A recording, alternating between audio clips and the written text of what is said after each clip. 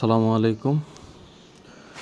Gold ইউএসডির update দেখেন। আমাদের কি হচ্ছে, এই রেজিস্ট্যান্স জোনের উপর এই ক্যান্ডেলটা ব্রেকআউট করছে। ব্রেকআউট করার পর নেক্সট ক্যান্ডেলটা একটা উইক ক্রিয়েট করছে, তারপর প্রিভিয়াস ক্যান্ডেল হাইকে ব্রেক করছে। ব্রেক করার পর আমরা এখানে যদি এন্ট্রি নিতাম তাহলে আমাদের টার্গেট থাকতো 90, প্রায় 41 পিপসের মুভটা আমরা ক্যাচ করতে পারতাম। বাট আমি বাইরে থাকার কারণে আমি ট্রেডটা এন্ট্রি নিতে পারিনি। আর আমাদের এসএল থাকতো প্রায় 35 পিপস।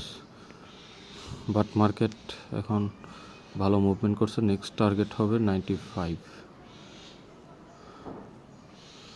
এখন আমরা যেহেতু ট্রেডটা মিস করছি, দ্যাটস ওয়াই আমরা এখন ট্রেড নিব না, আমরা ওয়েট করবো আর একটা পুলব্যাকের জন্য, তারপর আমরা ট্রেডের এন্ট্রি নেওয়ার পরিকল্পনা করব। সো এটা ছিল আপডেট। সকলে ভালো থাকবেন, সুস্থ থাকবেন। আসসালামু আলাইকুম।